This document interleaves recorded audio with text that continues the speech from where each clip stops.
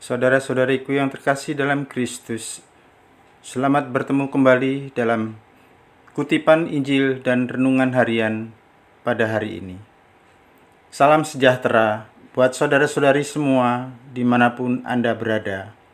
Damai dan sukacita oleh Roh Kudus melimpahi dalam hati dan kehidupan saudara-saudari semua. Amin. Saudara-saudari yang terkasih dalam Kristus, sebelum mendengarkan firman dan renungan pada hari ini, marilah kita berdoa.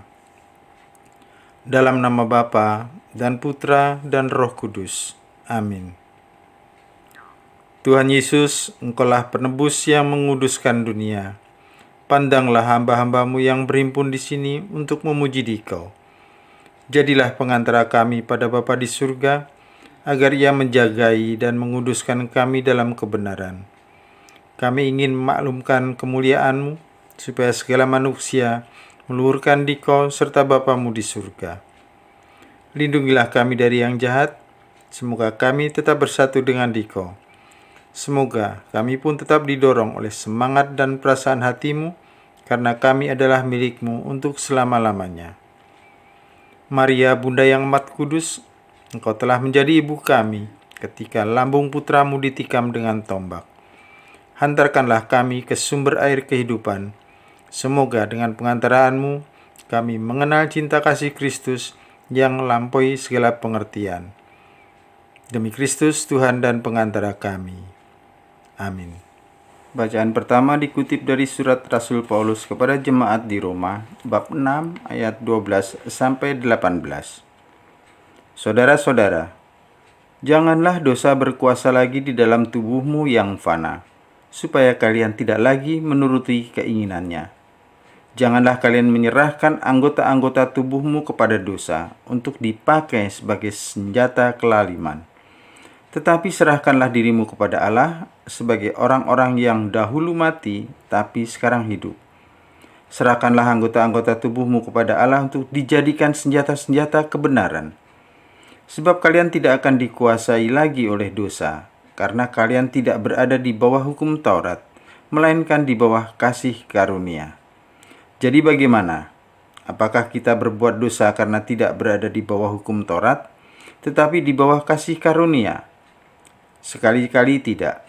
Tidak tahukah kalian bahwa dengan menghambakan diri kepada seseorang untuk menaatinya, kalian menjadi hamba orang itu?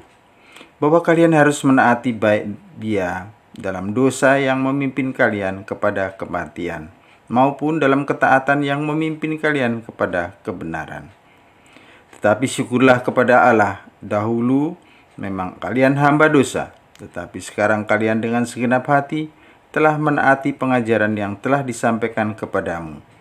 Kalian telah dimerdekakan dari dosa dan menjadi hamba kebenaran. Demikianlah sabda Tuhan. Syukur kepada Allah. Mazmur tanggapan. Pertolongan kita dalam nama Tuhan. Jikalau bukan Tuhan yang memihak kepada kita, biarlah Israel berkata demikian. Jikalau bukan Tuhan yang memihak kepada kita, ketika manusia bangkit melawan kita, maka mereka telah menelan kita hidup-hidup, ketika amarah mereka menyala-nyala terhadap kita. Refrain. Pertolongan kita dalam nama Tuhan. Maka air telah menghanyutkan kita dan sungai telah mengalir menembus kita. Telah mengalir melanda kita air yang meluap-luap itu. Terpujilah Tuhan tidak menyerahkan kita kepada mangsa bagi gigi mereka. Refrain. Pertolongan kita dalam nama Tuhan. Jiwa kita terlumput seperti burung terlepas dari jarat penangkap. Jerat itu telah putus dan kita pun terluput. Pertolongan kita dalam nama Tuhan yang menjadikan langit dan bumi. Refrain. Pertolongan kita dalam nama Tuhan. Haleluya, haleluya. Berjaga-jaga dan bersiaplah, karena anak manusia datang pada saat yang tidak kamu duga. Haleluya, haleluya. Semoga Tuhan beserta kita, sekarang dan selama-lamanya. Inilah Injil suci menurut Lukas bab 12 ayat 39 sampai ayat 48. Dimuliakanlah Tuhan. Pada suatu ketika berkatalah Yesus kepada murid-muridnya, "Camkanlah ini baik-baik, jika tuan rumah tahu pukul berapa pencuri akan datang, ia tidak akan membiarkan rumahnya dibongkar. Hendaklah kalian juga siap sedia, karena Anak Manusia akan datang pada saat yang tak kalian sangka-sangka." Petrus bertanya, "Tuhan, kami sajakah yang kau maksud dengan perumpamaan ini, ataukah juga semua orang?" Tuhan menjawab, "Siapakah pengurus rumah yang setia dan bijaksana yang akan diangkat oleh tuannya menjadi kepala atas semua hambanya untuk membagikan makanan kepada mereka pada waktunya? Berbahagialah hamba yang didapati tuannya sedang melakukan tugasnya. Tetapi tuan itu datang, aku berkata kepadamu, sungguh tuan itu akan mengangkat dia menjadi pengawas segala miliknya. Tetapi jika hamba itu jahat dan berkata dalam hatinya, tuanku tidak datang-datang, lalu ia mulai memukuli hamba-hamba lain, pria maupun wanita, dan makan minum serta mabuk, maka tuannya akan datang pada hari yang tidak disangka-sangkanya dan pada saat yang tidak diketahuinya, dan tuan itu akan membunuh dia serta membuat dia senasib dengan orang-orang yang tidak setia. Hamba yang tahu akan kehendak tuannya, tetapi tidak mengadakan persiapan atau tidak melakukan apa yang dikehendaki tuannya, ia akan menerima banyak pukulan. Tetapi barang siapa tidak tahu akan kehendak tuannya dan melakukan apa yang harus mendatangkan pukulan, ia akan menerima sedikit pukulan. Barang siapa diberi banyak, banyak pula yang dituntut daripadanya. Dan barang siapa dipercaya banyak, lebih banyak lagi yang dituntut daripadanya. Demikianlah sabda Tuhan. Terpujilah Kristus. Saudara-saudara yang terkasih, Injil hari ini mengingatkan kita bahwa masing-masing dari kita mempunyai talenta yang harus dipertanggungjawabkan. Pemberi talenta itu adalah Tuhan sendiri. Sejak kita dalam kandungan, kita mempunyai talenta-talenta yang melekat pada diri kita.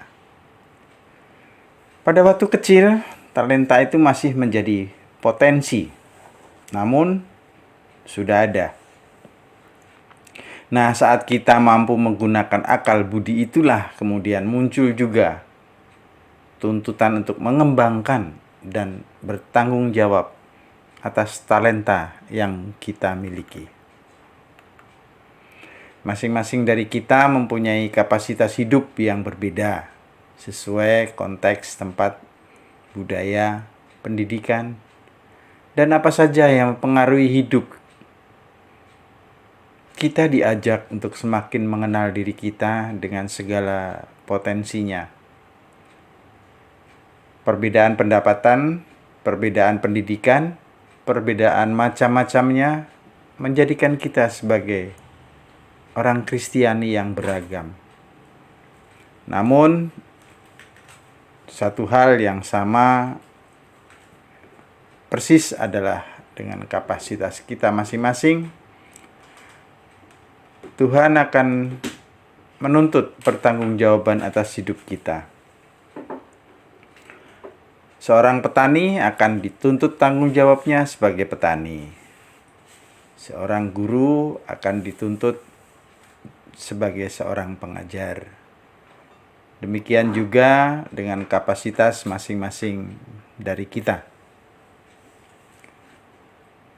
Saudara-saudari yang terkasih, hidup duniawi kita juga merupakan hidup yang penuh tuntutan. Tuntutan dari keluarga, dari tempat kerja, dari masyarakat, dari gereja, dan tuntutan-tuntutan yang lainnya. Sejak kecil kita diajari untuk memenuhi segala tuntutan itu. Maka dari itu, tak jarang diri kita juga saat ini juga menuntut orang lain untuk seperti yang kita kehendaki. Dalam level yang wajar, demi kesejahteraan umum, seorang atau setiap orang dituntut dalam kapasitasnya dan kewajibannya Kiranya yang penting juga menjadi perhatian adalah berkaitan dengan tanggung jawab dari tuntutan itu.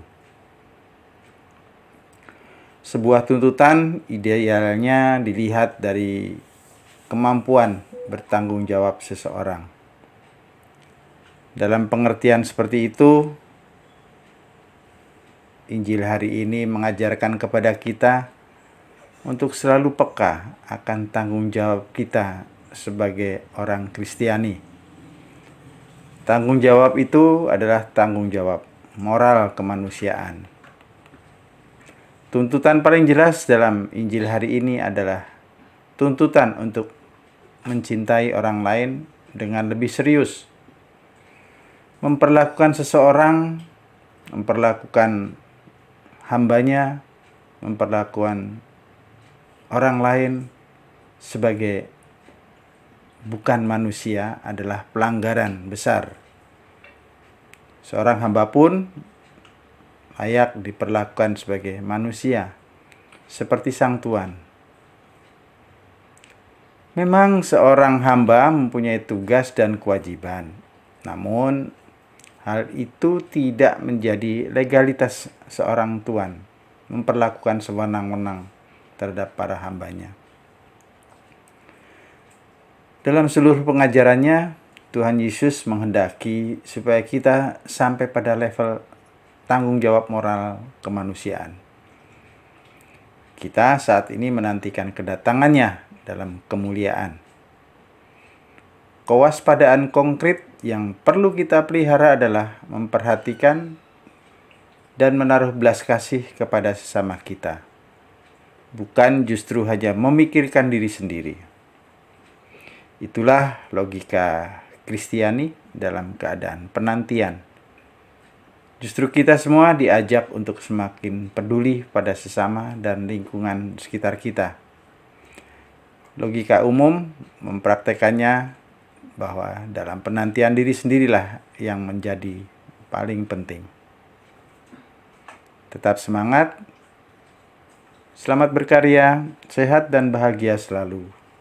Berkah dalam, Tuhan memberkati. Amin. Kemuliaan kepada Bapa dan Putra dan Roh Kudus, seperti pada permulaan, sekarang, selalu, dan sepanjang segala abad. Amin. Bapa kami yang ada di surga, dimuliakanlah namamu, datanglah kerajaan-Mu, jadilah kehendak-Mu di atas bumi seperti di dalam surga. Berilah kami rejeki pada hari ini, dan ampunilah kesalahan kami, seperti kami pun mengampuni yang bersalah kepada kami. Dan janganlah masukkan kami ke dalam percobaan, tetapi bebaskanlah kami dari yang jahat. Amin. Dalam nama Bapa dan Putra dan Roh Kudus. Amin.